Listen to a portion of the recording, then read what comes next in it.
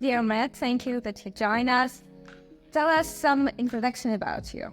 Well, my name's Matt Flynn. I'm a professor of work and employment at the University of Leicester, and I've been running a research center called the Center for Research into the Older Workforce. Great, and can you tell us some details about your last research? So I've just finished a project, and we've got a paper out on the experiences of older migrants in the job market.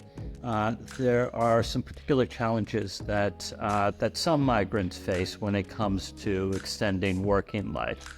They might have had a history of exclusion from the job market. They might have had some experience with discrimination.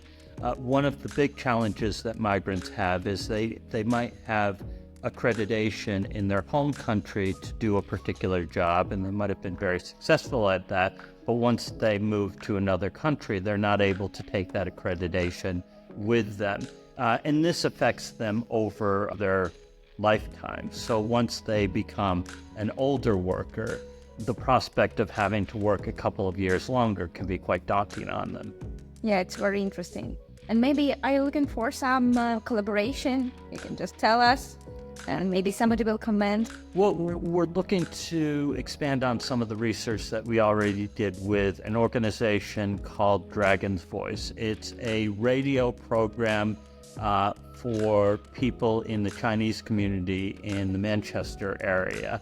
And what's really great about this is it brings together a lot of Chinese people who might otherwise not be connected with one another because geographically they might be far apart. But they do have some shared experiences in life in the UK. And they can collaborate, they can talk about shared experiences, and they can feel more connected than they would otherwise.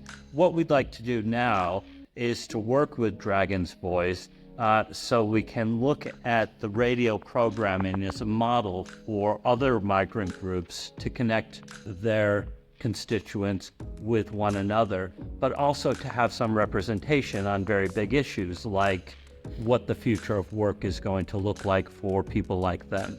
Yeah, thank you. Great research.